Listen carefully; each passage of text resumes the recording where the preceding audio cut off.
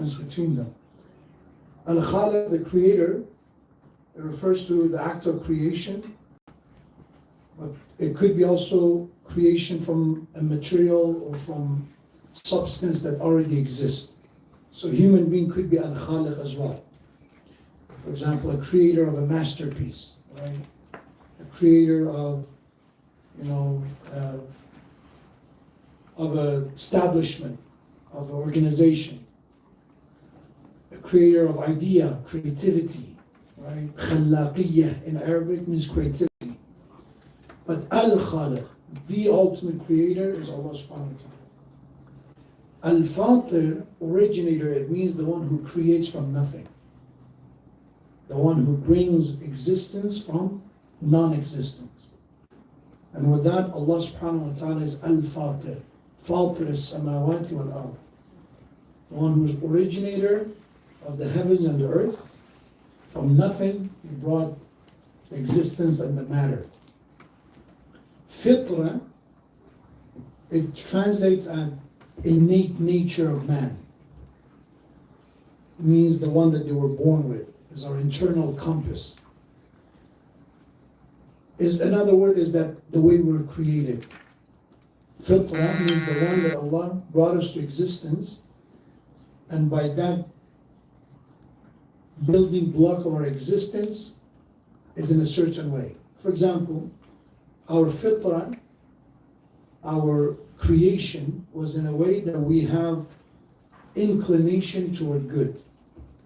As a Muslim, we believe every child is born innocent, and as Muslims, we do not believe in original sin, meaning that Adam alayhi salam committed a sin, and now every child is doomed because of that original sin, and we carry that sin, and we need to be washed away, we need to be baptized. We don't believe in that. We believe every child, regardless of which family they're born into, their creation is in good nature. That's why in no way, in no shape and form, a child can be punished. Even if the parents are non-believers, even if you're in a battle, whatever excuses may be out there cannot be justified killing a child. So there's a famous prophetic hadith and narration that Rasulullah ﷺ says, every child is born with this fitrah that they are monotheists, meaning the way they were created, they are created with this belief. Is the family, is the environment that either makes them Christian, Jews, or following all kind of religions. But their good nature, this need for worship is within us. And an evidence for that, you say, okay, that's Rasulullah's claim. Where is the evidence for that? What's the proof for that? The proof of that, you can look at the work of anthropologists, you can look at some of the works that has been done on different human civilizations and societies. It could be in South America, it could be all the way in the subcontinent, it could be in African tribes. Majority of them, not all of them, but majority of them, there's one thing in common in all of them. Even when we look at the Native Americans, right?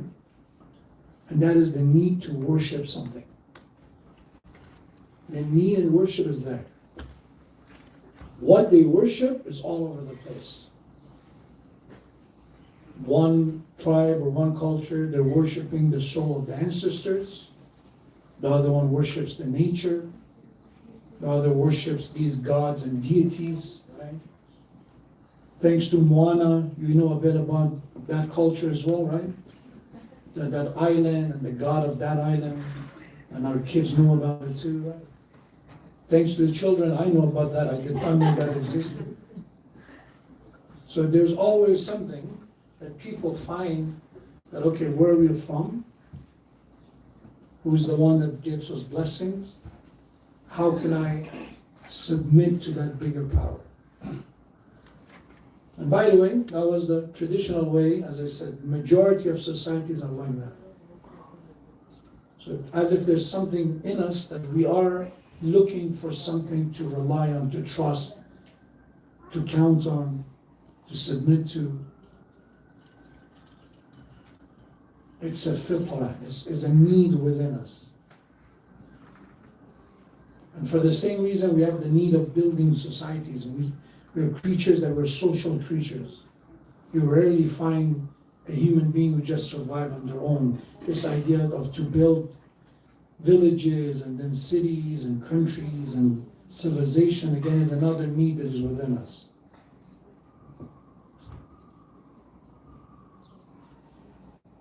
But as I said, as a result of the environment, as a result of leadership, as a result of influences around us, it shapes our way that, okay, how should I address this need? Even when it comes to the modern time, there's a still need to trust something, to rely on something, to submit to something. And what is that God today? Even the atheist, even the liberal, the secular, still believe in it. Now we replace it with human knowledge, science, discoveries. We trust that. We put our hope there to a point that sometimes we worship it. That's it. You say about the differences in religions, we have faith. Right? It's not necessarily evidence-based. Recently somebody told me this, that religion is not evidence-based. And it's not true about everything in religion. Not everything in religion is without evidence. A lot of our beliefs should come from evidence, from reason. But when it comes to science, it's the same as well. We know certain things, they work. And we have faith in it. But the actual dynamic of it or the reality of it is not clear to us. From when we talk about, gravity, when we talk about the expansion of the universe, when we talk even about the origin of the universe, there are theories, you should believe it. Is there a camera that's been out there? No, this is a theory that came up. That there's somehow some way that we can explain it, but we don't have all the pieces. So people sometimes rely on it to the same level of trust. And the result of that, by the way, we have that, and there were cases that in the name of science, horrible things happen. Horrible things in the name of science, and people trusted it. An example of that was when, in the name of advancing medicine, without people's consent, they were experimenting drugs on people without their consent, specifically among the minorities, specifically on Black Americans. They've done it. Not very long ago, but they've done it. And it was in the name of advancement of science or whatever was the excuse. Later on now we're creating, okay, there's going to be a way that we prevent this from happening again. But I want us to know that there are people who worship humans' achievement to the same level. So going back to the fitrah, the innate nature of man, we were created with a certain inclinations. That as if it's natural for us to do certain things and to act a certain way. Among that, for children, it's natural for them to want to play. Playing, it's very, very important for the development of a human being and a childhood. An example of that is narrated from Rasulullah sallallahu alaihi wasallam, from Imam Ali alayhi salam, and from Imam Jafar as-Sadiq. There are three different hadith, but all of them, they refer to the same thing, and they are creating this kind of a age block. And when it comes to the first 7 years of the life of a human being, and we call it childhood, but nowadays childhood is defined differently, obviously, depend. Adolescence, and then we have, pubescence and all that, the stages depending on what language we speak, but childhood for sure when it comes to the 7 years is established. But nowadays, the one who cannot drive, if they're under 18, we say, well, they're a child. Right? We're not looking at the legal age for marriage or any of that. We're talking about the established concept of playing, to be playful. The first 7 years, that's established.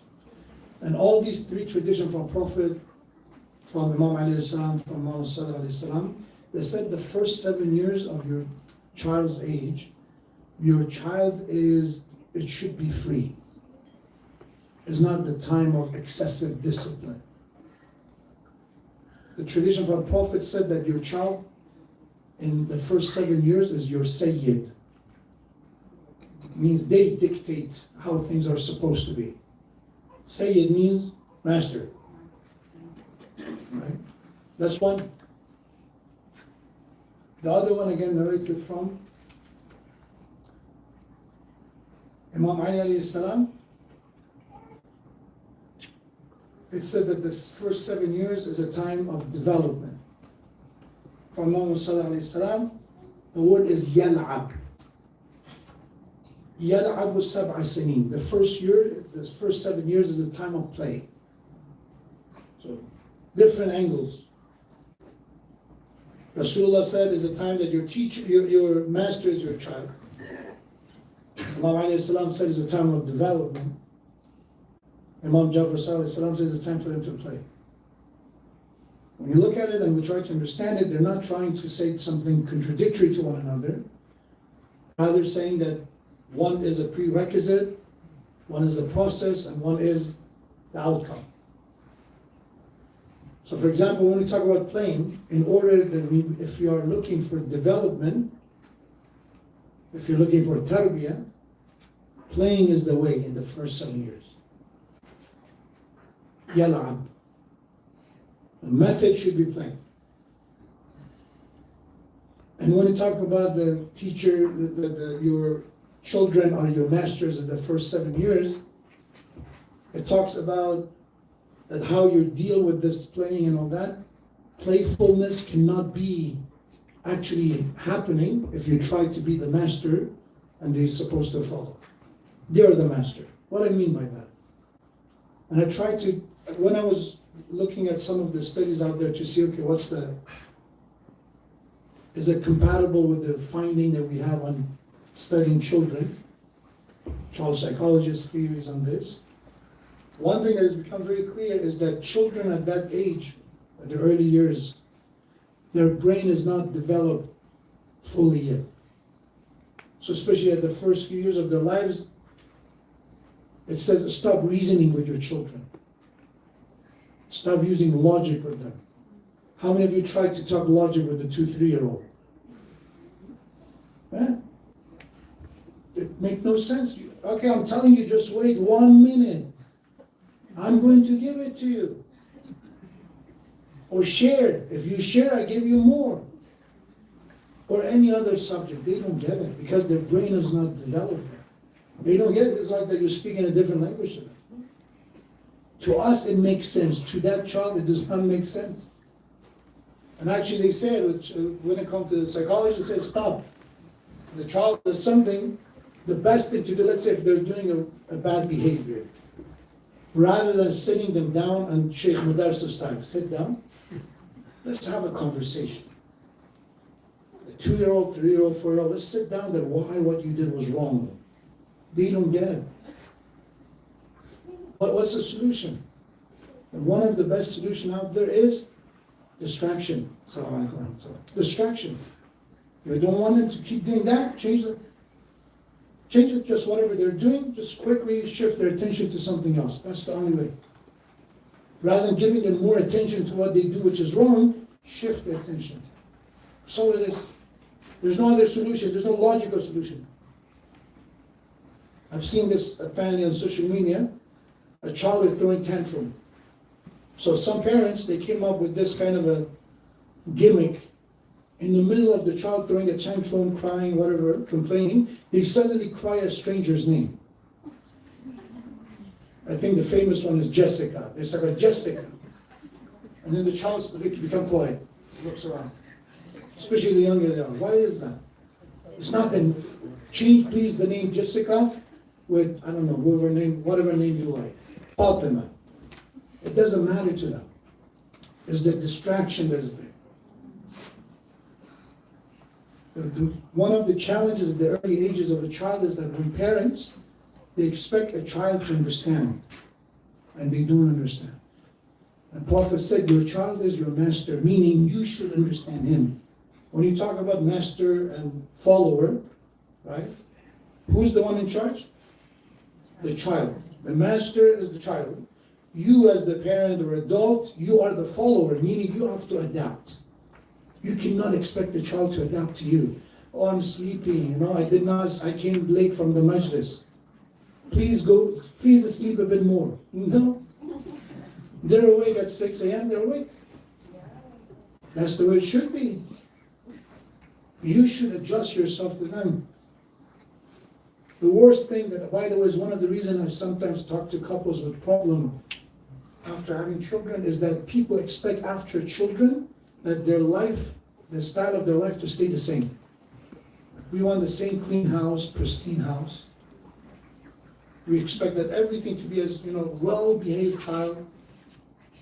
No toy on the floor. And then, of course, we watch a TikTok says, a clean house means a clean mind, whatever nonsense comes with it. When you have a child, you cannot expect the same house as let's say, house. Especially when they're young. And the worst is when the in-laws come or the mom comes and they're judging the parents. When you were, child, we have the house clean and we do this, and now, mashallah, the guilt trip is added. The plan of Allah subhanahu wa ta'ala was for children to act that way. And when Rasulullah says it, he's the one who first practiced it himself. He's in the middle of the salat, in the middle of prayers at the masjid, meaning he's leading the jama'ah, he's leading a congregation. And people, there are many lines, not everybody is in the first line to see what's going on, so they noticed that day Rasulullah, his sajda, his prostration took longer than expected. Rasulullah used to have these moderate, length of sajda, not too short, not too long, something to keep everyone in mind. They're elderly, there are people who cannot, be in sajda for long. But that day, Rasulullah's sajda was a bit longer. So they came to Rasulullah and said, what's going on? Why the difference? Why the change? And then Rasulullah said, because Hassan and Hussein were playing on my back. They were children, they were playing. And it took me longer until they were able to get off my back to be able to do the sajda. Meaning I did not disturb their prayer, their play in the middle of prayer, in the middle of salat. God forbid, I remember one of my teachers used to say that how the definition of being religious from reality is very, very different. He said, my grandfather, it didn't happen to me. My grandfathers passed away before I had the chance to actually meet them. But this teacher of mine said, I had a grandfather, and I remember that whenever he was praying, if we by accident would even walk in front of him, he would get upset and start chasing us with his cane. Where's your manners? So the issue is not the religion. The religion never say that. Prophet, as one that is supposed to be the role model, he set a different role model. But people created a version of their own. This is what it means to be religious. To be religious, it means to be no, way that I can be flexible about this. It should be this way. So the plan of Allah for children is very clear. That they have to act appropriate, suitable for their age. But please, when I say suitable for their age, do not copy what is the modern definition of that as. Natural. Because you may say all the children at his age nowadays, they have a phone and they're watching, whatever they're watching on phones. That's not natural. That's what is happening today. I'm not saying, okay, just copy whatever everybody, children are children, they're watching stuff. That's not natural. As a human being, we're not born to have a device and then stare at it and then keep scrolling. But I've seen 3 years old who know how to use Instagram better than me and you. 3 years old. It's frightening. It's frightening. Because they pick up quickly. And I'm not talking about the extreme that you see. I'm talking about, I actually am just sitting and a child is sitting next to me and I just accidentally glance what they're doing. I'm not trying to be nosy or anything, it just is something that is unfortunately too visible. That's not what is natural for a child. You're not mistaken what I'm saying.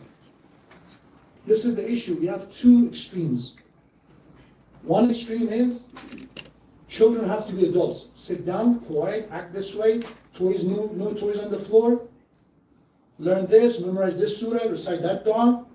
We start the day this way. Why your clothes are dirty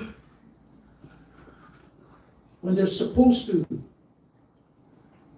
And then the other extreme is children are children. Give them the phone, let them watch, do whatever they want, whatever they eat, give them candies, give them everything. Neither is natural. Natural is that, okay, this is a child, needs certain needs, including playing, but you have to cater what kind of game. You're not going to allow them to play with knives. Yes, they want to play, but you're the one who understands as an adult, I cannot let them, they don't know better. Same as I cannot just let them, if you leave a child, a 3-year-old, a 5-year-old, sometimes if you leave a 20-year-old alone with a TV, it's going to be 10 hours later, what happened? I was binge watching this new TV show. Where's the self-control? Now it's just so I tried to turn it off, but my mind was there.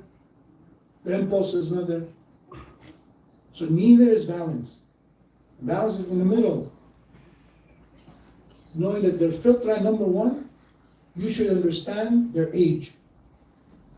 You should understand, you should not expect to act more than their age, older than their age. The ayah recited is from Surah Ar-Rum. Allah subhanahu wa ta'ala says, recite salawat ala Muhammad wa Muhammad.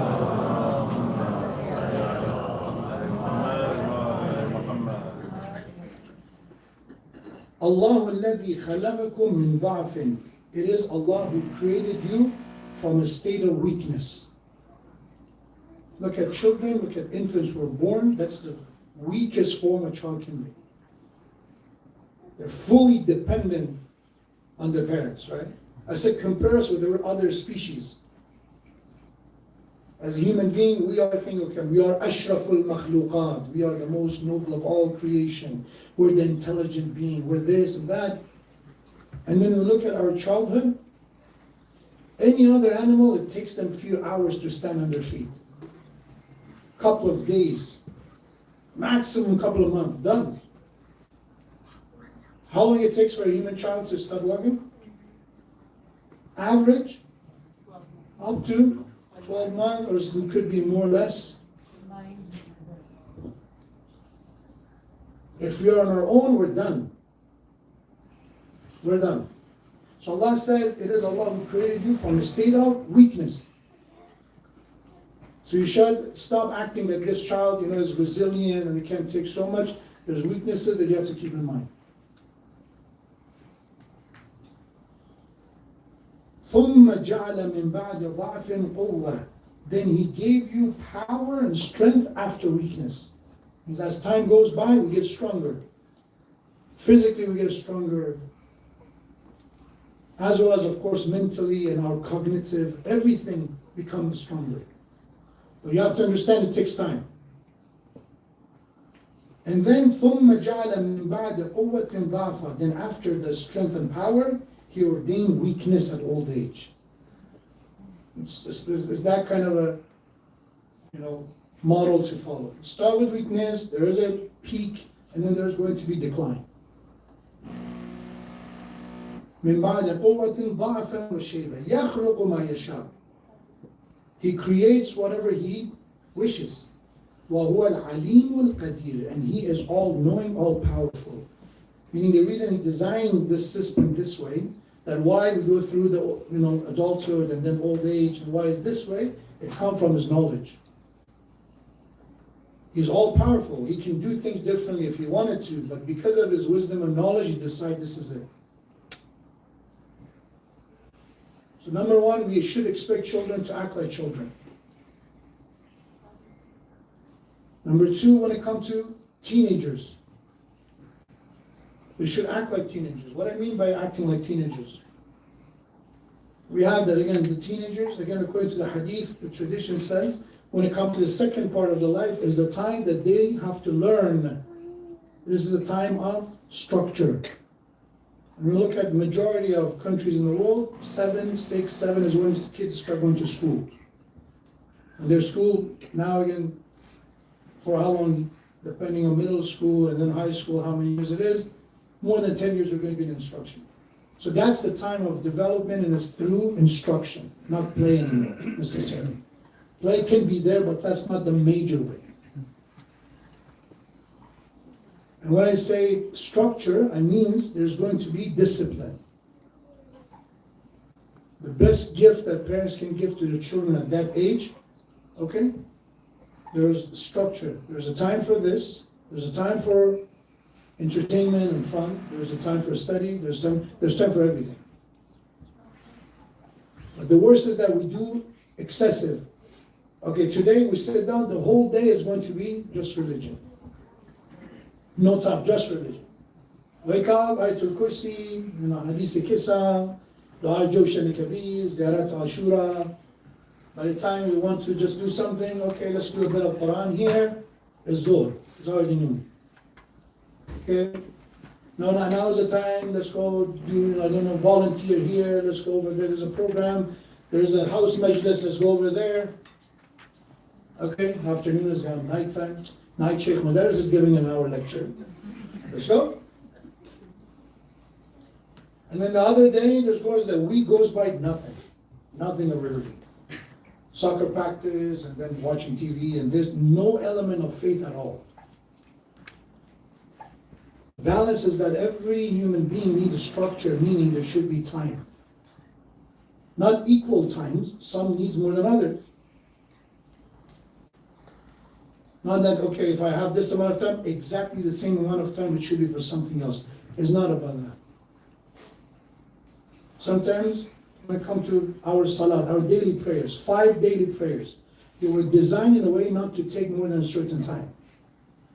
Your fajr is not meant to take more than, even if you do the most beautiful fajr.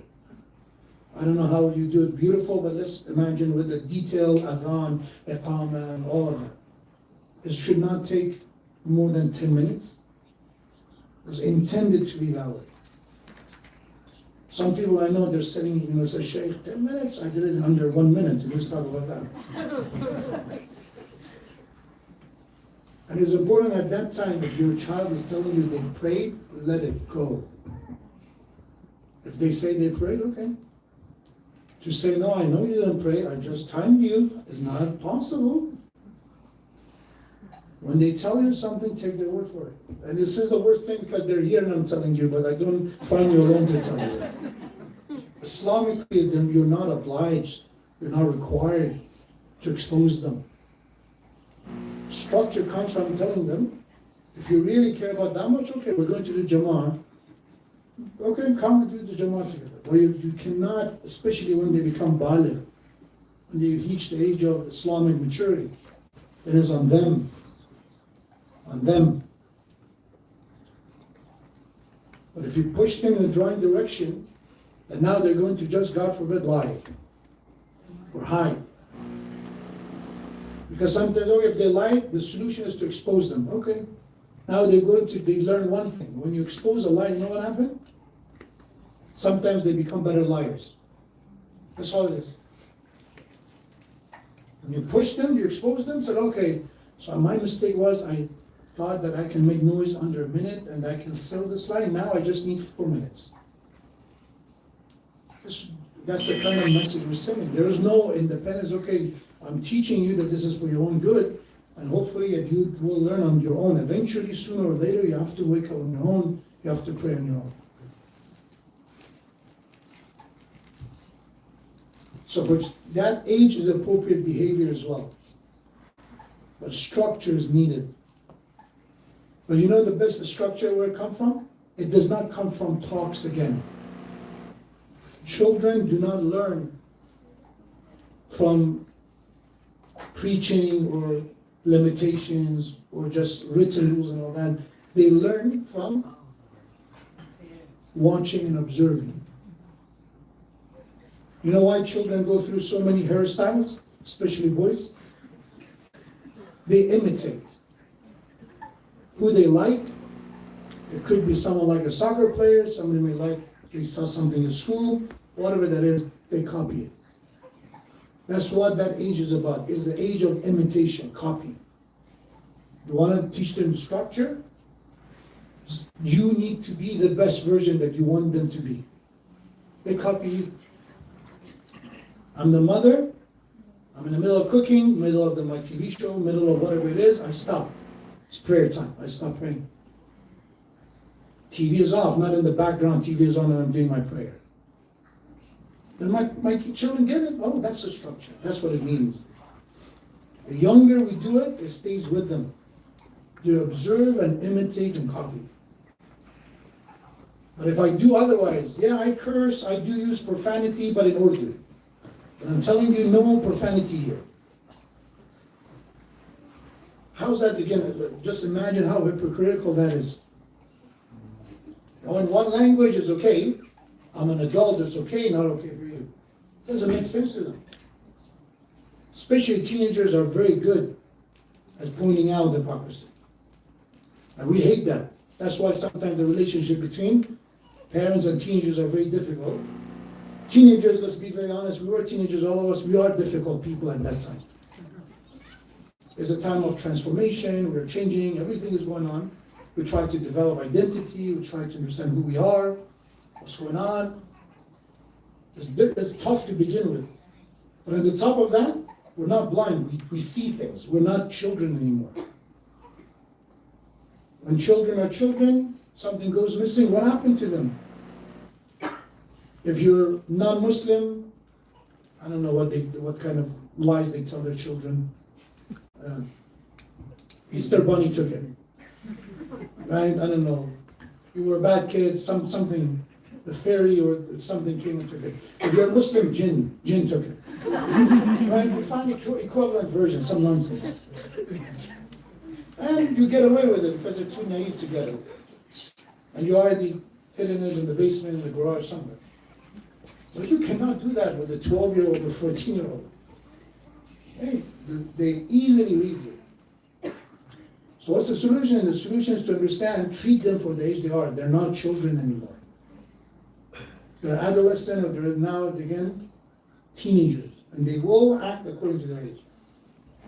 And the best way, once again, I love this statement, our children, they don't turn out to people that we want them to become.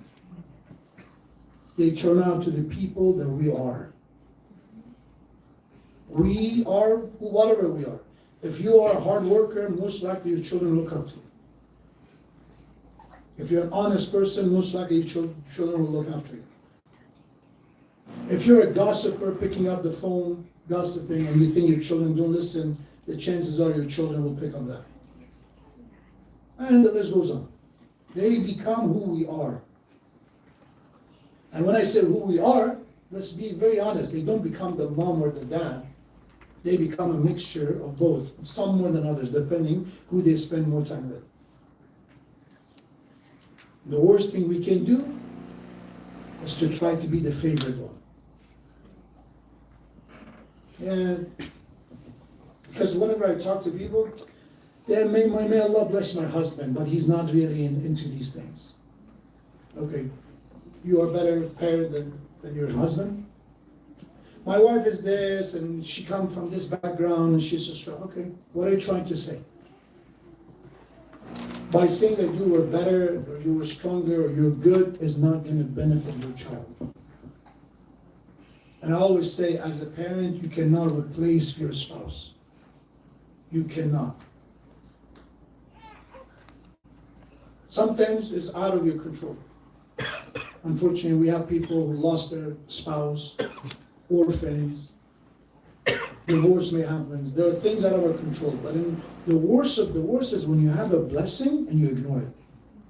If death happens, inna lillahi wa inna ilayhi raji'un. There's a difficulty. Allah knows what this orphan went through. Allah will hold them accountable based on what they have.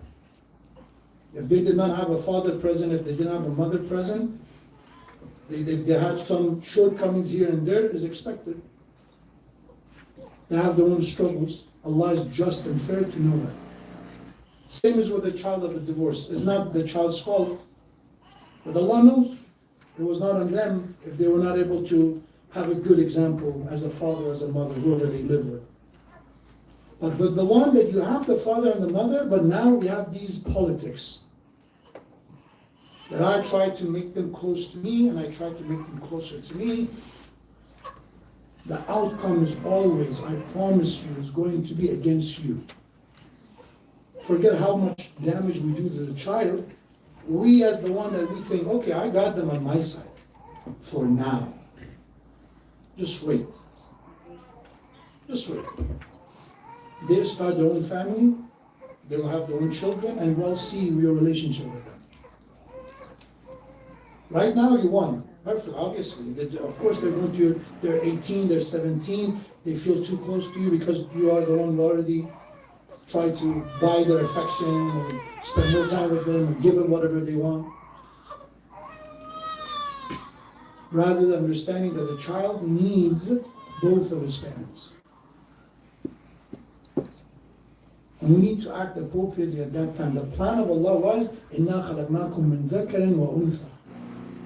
We created it from male and female. And Allah said, if you want sukoon, you want tranquility, we talked about that, I believe, last Muharram or 2 Muharram ago. If you want tranquility, you need both. You need both of them. And Allah will not reward you more, oh, I carried the burden of my spouse. Allah said, no, why? It was not on you, it was on him, on her. Did you empower? Did you help her? Did you help him to do his job well? And that's the point that when actual parenthood comes. That parents should act like parents. When I see parents try to attract their children to their side, it reminds me of a teenager behavior. Teenagers are the ones that say, oh, he's my best friend. No, he's my best friend. The BFF mindset is not for adults. Adults don't care. They're not insecure to that level that they want the attention of their children all for themselves. If that's the case, something is not right. That child should not be an experimentation for you. That if you feel there's an emptiness in my life, there's a void in my life, I need them to fill it. No. You're supposed to be Ameen. Allah trusted you with them. To a certain point. You're a gardener. They're a plant that you need to take care of them, enjoy them. As they grow, enjoy. But ultimately, you are a gardener. That's it. And if you do it right, it will give you the fruits. If you do it right. But you give it more water because you think all it needs is water, it doesn't need sun. It's not going to give a result. All it needs is a mother's love and affection, no father. Or all it needs is the discipline and the money of the father, no affection. Something is missing. The nutrition is missing. And you're not going to have a healthy plan. So that's come to Allah's plan for that stage of life. Understanding that we should stop preaching so much. Because then preach becomes complain. Nag. Rather, set a good example. You know the worst thing I've seen? Parents say, I tell my children, stop, being so much inside the room. Go outside. Go do this, go do that. And then the first question I ask them, do you go outside yourself? Sheikh, I'm busy. I have to clean the house. There's cooking that has to be done. I'm working from home. It's remote work. Okay. I'm not saying if you go out 100% is a success rate. There's always, no matter what you do, there's children who are influenced by other factors, but most likely the success rate is very high. When you do something, they will imitate and copy. The younger you do it, the better. And then the third stage, which is adulthood, Allah subhanahu wa ta'ala says in Surah Al-Hajj, we say another salawat ala Muhammad wa ala Muhammad.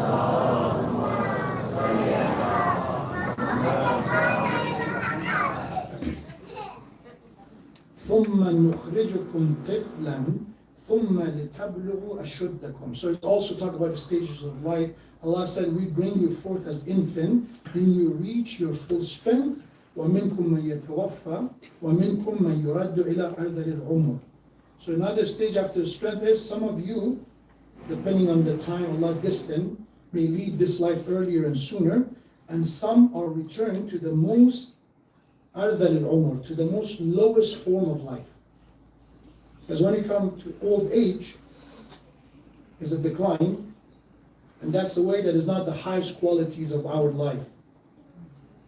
It's not that we are less valuable, or it's not that we are not going to be worthy or respected. No. It's about, this is the age that I have to know, okay, with the age comes weaknesses. Among that is that I'm not going to be able to have the strength to do everything that I used to do. The result of when we have people who are obsessed with beauty products. Is now again, men, alhamdulillah, we have facial regimens.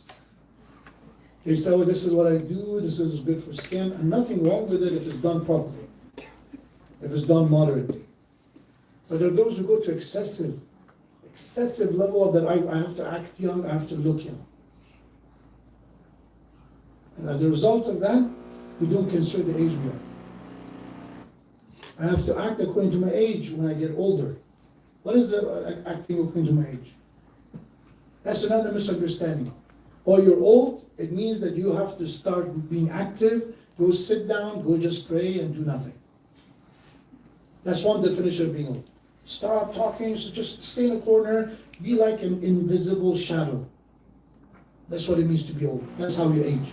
That's not what you're saying. Habib ibn al-Modarres is old. Habib ibn al-Modarres is in his 70s. Jabir ibn Abdullah al-Ansari is old. Khadija alayhi salam, she was in her 50s by the time that she passed away. But they're not idle people. They're active, they look at what they have, what they can offer, and they're all over the place. But what they don't do is they pretend, I'm 20. Because I see people, again, late stages in their life, they decide to start from zero. I've heard midlife crisis. That people, when they hit midlife crisis, they do weird things and start, making weird purchases and all that. Now I see people in their 50s and 60s doing that. Apparently 50s, new 30 or something, someone said. It's not about the number. It's about that you understand when I come to this age, I look at the reality. By this point, I cannot jump from one place to another. I should look at what I can do. And I should too, according to that, have waqar. Waqar meaning that I act with wisdom, with poise. There's a dua from Imam over time. The beginning of the dua is, Allahumma arzuqna tawfiq at-ta'ah. Imam says, teaching us also make the same dua. Ya Allah, give me the rizq, the sustenance of ta'ah, to be on the right path, to be obedient, to follow what I know, to follow the right path. And then eventually in the middle of the dua, said, وَعَلَى الشَّبَابِ بِالْإِنَابَةِ وَالتَّوْبَةِ. Ya Allah, grant the youth, shabab is the youth, grant them the tawfiq, the ability of inabati wa tawbah, is to return to God if they made a mistake, if they slip away, to come back. And repentance. Meaning if someone is young, because of their lack of experience, because of the lack of wisdom, because of so many things that they're going through, they may make mistakes. Do not exile them, do not kick them out, do not banish them. Rather, pave the way for them to come back. Oh, that person came back, they have a tattoo, so? They have this, they've done this, so? Now they're back. Our mindset is that, okay, if you made a mistake, you're gone. And we should be grateful to Allah that Allah is not judging us the way we judge one another. We don't forgive the smallest of mistakes, sometimes big mistakes. So Imam alayhi salam is teaching us, Ya Allah, help the youth, if they make mistakes, for them to turn back, not to go further down the path of destruction. But eventually they turn around. That they repent. They come to their senses. And then, وَعَلًا, so that was for the shabab. That was for the youth. And then Allah talks about shuyukh, the elders. What to give them, Ya Allah? What kind of rizq, what kind of blessings give them? بِالْوَقَارِ وَالسَّكِينَةِ. Give the elders poise. Waqar is that poise, meaning they're not reckless, they're not all over the place. They have experience, they act according to their age. They have that poise. And sakina, tranquility and calm. But when you look at the elder, you look up to them. What do you find? You find experience, wisdom. You don't see anxiousness. You don't see, all the excessive greed that a young person may have. They're not all over the place. They figure out life by now. They're active. As I said, this doesn't mean they disappear and they don't get involved. They involve how they can contribute, but what they're not indecisive anymore. A young person one day say, okay, I will do it. The next day, no. They're all over the place. They're figuring things out. But someone who's elder, they should have sakina. They should have that tranquility, calm, peace of mind. An example of that, when I go to my in-laws, when I go to my daughter-in-law's, son-in-law's house, when I go to my daughter's or son's house, an elder is the one that they have sakina, meaning they look at the houses all over the place, they stay calm. They see the food is this or that, they stay calm. The son, the daughter may complain, they stay calm. They don't add more fire to the fuel. Oh yeah, I told you, 20 years ago I told you she's not the right person for you. Thank you. What a great sense of wisdom. I knew it. Where is the waqar? Where is the sakina in that? Your job is that, okay, if they are going through life, they just had a child, they just lost a job, they just moved, there's so much going on in their lives. As an elder, you understand what life is, so you keep calm. Your words are calculated. Your words come with wisdom. If you don't have anything to say, you just watch and observe until you have the right thing to say. That's the way Rasulullah is when he goes to Imam Ali's house. When he goes to Fatimah's house. Imam Ali going to Kulthum on the last night of his life. Look at the kind of conversation Imam Ali has with Kulthum. It's not the kind of conversation is all, why this is like this, why the house is this. You've heard that when he went to Kulthum's house, when he was leaving her house, you've heard part of the Musibah month of Ramadan they recited, there were some birds. There were some ducks or some birds who kind of prevented him from leaving, as even they knew what's coming. Imagine if, again, the daughter of Ali ibn Abi Talib had ducks in her house.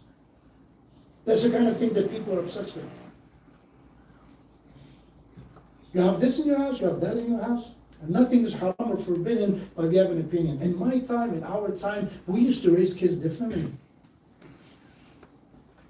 That does not come from wisdom. It does not come from waqar and sakina. The plan of Allah subhanahu wa ta'ala for all of us is to act according to the age that we are. Let children experience their childhood. Guide, teach youth and teenagers to act according to their age. And same when we become adults, that's a time of strength, that's a time of quwwah, power, act accordingly. And when you come to the old age, again, look at what Allah granted me, what kind of strength I have at this time, and what can I offer. And for every one of us will be unique to us. That's why do not look, okay, Sheikh Modarres is Sheikh Modarres. There are things in my position that again is not your responsibility. There are things that you can do that I cannot do. If you're a woman, there's the thing that you can offer that your husband, your father, your brother cannot offer. If you are the son, you're the husband, you're the brother, things you can offer that your mom and sister and wife cannot offer, your daughter cannot offer.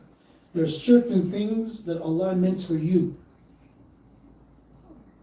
And the sooner I recognize where is my role, what is my role in this life, what is Allah's plan for my life, the sooner we do it, the better understanding we have of Allah's plan for us. And once we recognize it, and we put our efforts to follow that plan, and Allah promised, if you follow my plan, I promise one thing. And that promise is, you will be at peace.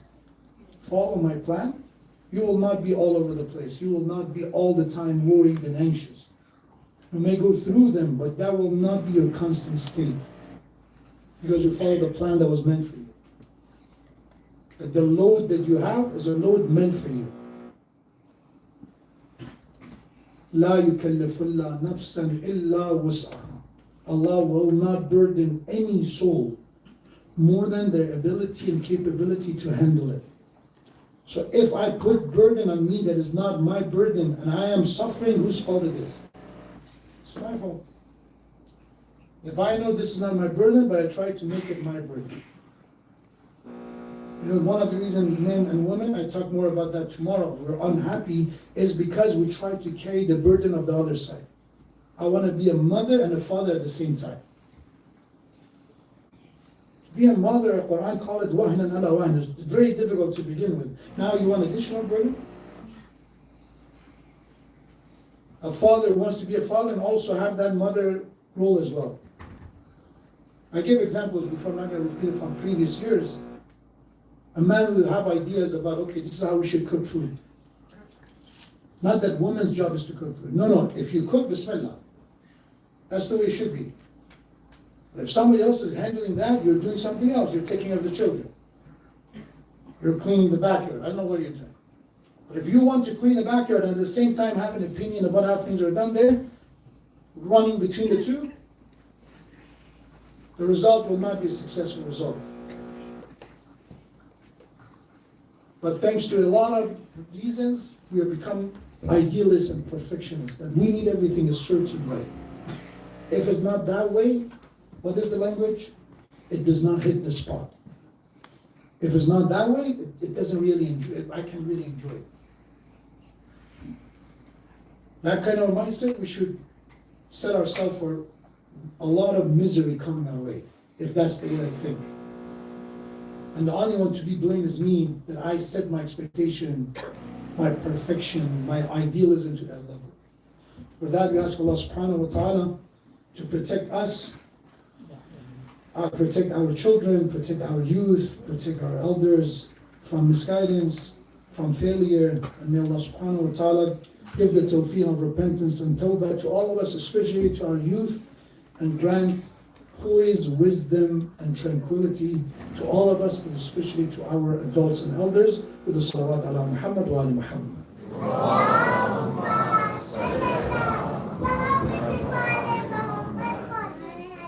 السلام عليك يا أبا عبد الله وعلى الأرواح التي حلت بفنائك عليك مني جميعا سلام الله أبدا ما بقيت وبقي الليل والنهار ولا جعله الله آخر العهد مني لزيارتكم.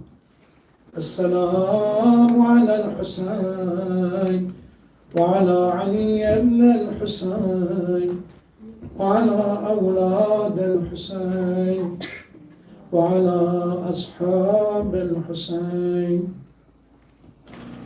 One of the shuhada, one of the last shuhada of the day of Ashura is Abdullah ibn Hassan. He is the younger brother of Imam Hassan al-Mushtaba alayhi salam. He was less than 10 years old at that time. And that's why Imam alayhi salam told to his sister Sayyidah Zainab alayhi salam, my sister, watch after him. He's a child. He should be protected. He should be stayed and kept away from the battle. But there was one moment, and that was after everybody was martyred, everybody was killed. Now Imam al-Husayn's turn to go to the battle. He was surrounded by the enemies. And it was a moment that he was on the ground, and when Abdullah ibn Hassan, this is Hazrat Qasim's brother, child, he saw that moment. For some reason, how he was able to see it, imagine as you were in the tent, back and forth. And we have that he saw his uncle on the ground. So we have that he pulled his hand away. He pulled his hand away from Sayyidah Zainab and started running toward the battlefield. And Sayyidah Zainab is after him. But this child, he ran until he reached his uncle, Imam al-Hussein. He threw himself at the body of Imam al-Hussein alayhi salam. And these enemies, imagine they're with their swords. They're standing with their lances, with their spears. We have that they tried to first pull him away from the body of Imam al-Hussein. And he said, Wallah la ufariq ammi. I swear by Allah, you cannot separate me from my uncle Hussein. Leave me alone. And then one of them, we have that he raised his sword to strike Imam al-Hussein alayhi salam. And he looked at them with his childhood, with his innocence, and said, oh man, are you trying to hurt my uncle? Are you trying to hurt him? So we have that he put his hand between the sword and the body of Imam al-Hussein alayhi salam. And the sword we have is severed the hand of this child. And he fell on the body of Imam al-Hussein alayhi salam, crying and calling the name of his uncle. We have that Imam al-Hussein embraced him, hugged him, and he said, my dear Abdullah, don't worry, soon your father Imam al-Hassan will welcome you. Soon your grandfather Rasulullah will welcome you. Your grandmother Sayyidah Fatima will welcome you. Be patient, my dear son. So we have in those final moments, Imam al-Hussein alayhi salam held the lifeless body of Abdullah ibn Hassan. And they did not even show mercy to that child in that final moment. And Sayyidah Zainab is the one who could not hold on to Abdullah ibn Hassan. We have that she was coming toward the battle, but it was too late. So Imam al-Hussein looked at her and said, my dear sister Zainab, irji'i ila al-fustat, return to the camp. I don't want you to be here among these strangers and these prying eyes. Go back to the camp, my dear sister. So Sayyidah Zainab listened and she went back. And we have that the children of Imam al-Hussein, Sakina and Ruqayya, they came and said, tell us, aunt, do you have any news about our father? What happened to him? And we have that Sayyidah Zainab said nothing. But it was not a long while after that we have that the enemies came toward the camp of Imam al-Hussein and they burned down the tents. And know that there's no defender for the camp of Hussein, so they start attacking. And we have that Sayyidah Zainab alayhi salam, she went to the tent of Imam Zain al-Abidin, and she looked at him and said, my dear nephew, tell me, what should we do? They're attacking the tents, they're coming this way. And we have that Imam alayhi salam said, tell the children to run away, tell them to leave the tents behind, that these people have no mercy. And then Sayyidah Zainab helped Imam Sajjad to leave the burning tent, and she was the one who gathered everyone. How difficult it was for Sayyidah Zainab on those days, on that day of Ashura, on those moments. But regardless, she was the one who stood every moment. She stood bravely to protect the children, the orphans and the widows. But by the end of the day, by the Sham al-Ghaliban, Sayyidah Zainab got the chance to come and to look at the body and search for the body of her brother.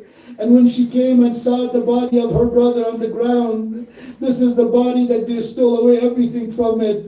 They did not even spare the ring, and they took the ring with the finger from Imam Hussein's body. We have the Sayyidah Zainab on that moment, she started calling, Wa Muhammada, Wa Aliya, Wa Husayna. Sallallahu alayhi ya Aba Abdullah. سيعلم الذين ظلموا أي منقلب ينقلبون إنا لله وإنا إليه راجعون.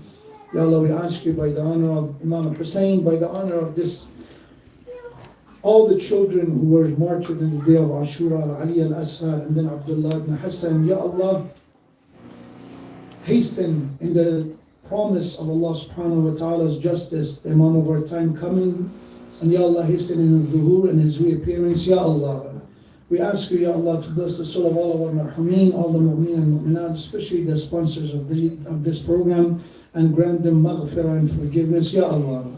Ya Allah, we ask you to grant immediate freedom, relief, victory for all the Mazlumin, all of the world, especially from the Mazlumin of the Muslim Ummah, Ya Allah. Grant all the marid, all those who are dealing with challenges and difficulty, grant them strength of Iman, grant them sabr and resilience and patience, and ultimately grant them relief and healing, Ya Allah. اللهم اغفر للمؤمنين والمؤمنات والمسلمين والمسلمات الأحياء منهم والأموات تابع بيننا وبينهم بالخيرات إنك مجيب الدعوات إنك على كل شيء قدير. For the soul of all marhumin, especially your own marhumin and the marhumin of the sponsors of the program, recite Surah Fatiha with the salawat ala Muhammadin wa ali Muhammad.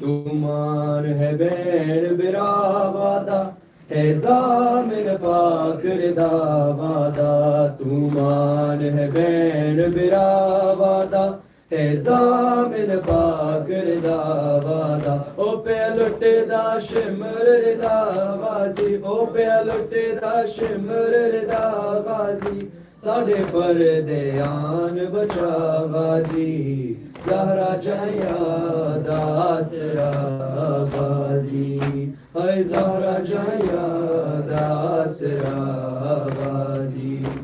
Hoya Karbal, Hoya Karbal, Hoya Karbal, De vich juda Ghazi, Zahra Jaya Dasra Ghazi, Hai Zahra Jaya Dasra Ghazi. Ajbe binte Hussein rodiye, Ajbe binte Hussein rodiye, Ajbe binte Hussein rodiye, Ajbe binte Hussein rodiye. Hat mere ke to chura ghazi, Zahra Jaya Dasra Ghazi, Hai Zahra Jaya Dasra Ghazi. Hai sir to Zainab tele gayi chadar, sir to Zainab tele gayi chadar, sir to Zainab tele gayi chadar, sir to Zainab tele gayi chadar. Jedo maqtal nutur paya ghazi, Zahra Jaya Dasra Ghazi, Hai Zahra Jaya Dasra Ghazi. Ki jawan ki sham te kufa, ki jawan ki sham te kufa, ki jawan ki sham te kufa, ki jawan ki sham te kufa. Meku mehmet te abaha ghazi, Zahra Jaya Dasra Ghazi, Hai Zahra Jaya Dasra Ghazi. Je jaga to Hussein chune aaye, Je jaga to Hussein chune aaye, Je jaga to Hussein chune aaye, Je jaga to Hussein chune